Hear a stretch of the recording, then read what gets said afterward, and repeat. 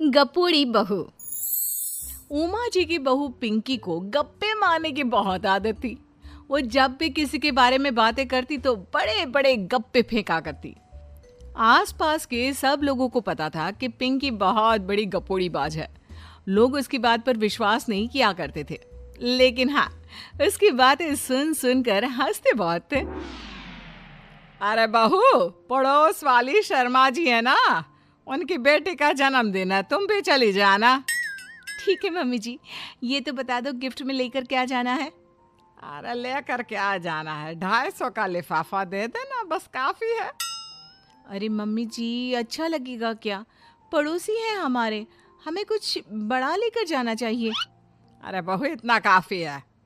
जानती हैं आप, मेरे मायके में जब पड़ोस में किसी की बर्थडे होती थी ना, तो मम्मी कुछ ना कुछ गोल्ड का ही देकर भेजती थी। पड़ोसी के बर्थडे में सोना? कैसी बातें करती हो। और नहीं तो क्या, आपकी तरह थोड़ी ना लिफाफा पकड़ा दिया। पिंकी शर्मा जी की बेटी के जन्मदिन में चली जाती है। अरे आज तो बड़ी सुंदर लग रही हो साड़ी में। जी मैं तो लहंगा पहनकर आने वाली थी, मम्मी जी नहीं मानी। अरे बेटा, बर्थडे पार्टी में तो साड़ी चल जाती है, मेरा मतलब कोई शादी थोड़ी ना है। कैसी बात कर रही हैं आप आंटी जी?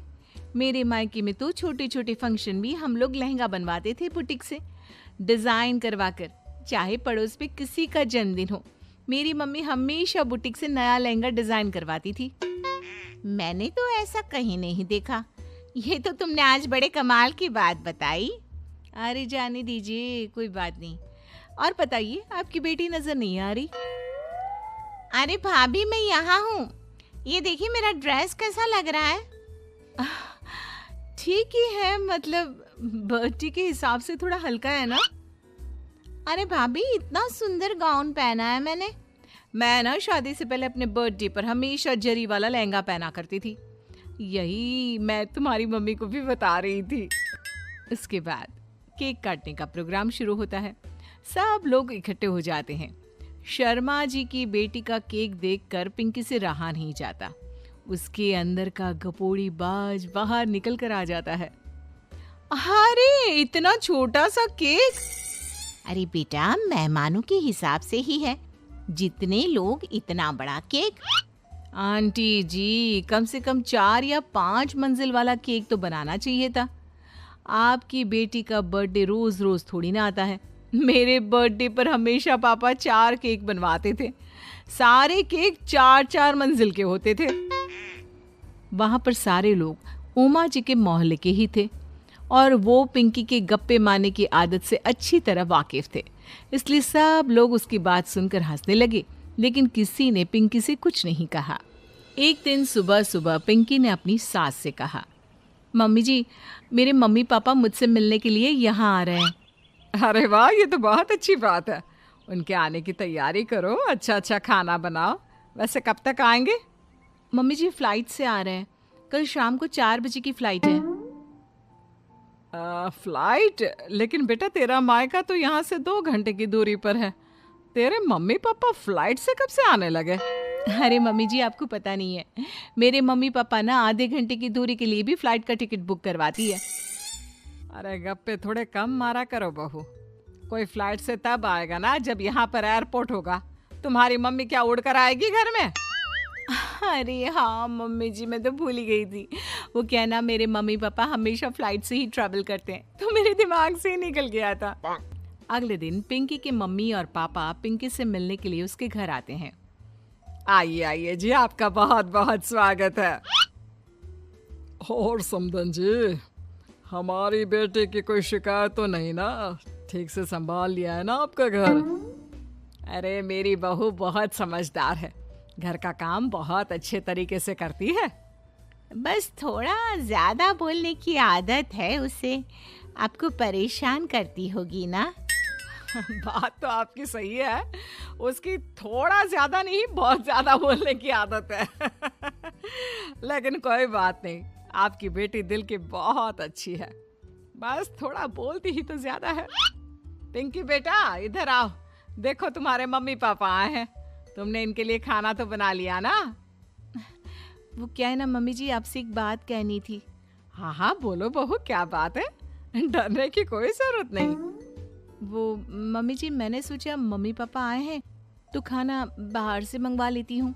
अरे कोई बात नहीं बेटा, वैसे भी तुम किचन में काम करने लग जाती तो अपने मम्मी पापा से बात कब करती। बहुत अच्छा किया। अब तुम अपने मम्मी पापा के साथ बैठकर आराम से बात करो, मैं अंदर जाती हूँ। शाम का वक्त जैसे ही दरवाजे की घंटी बजी, 3-4 लोग हाथों में खाने के बहुत सारे पैकेट लेकर उमा जी के घर पहुंच गए।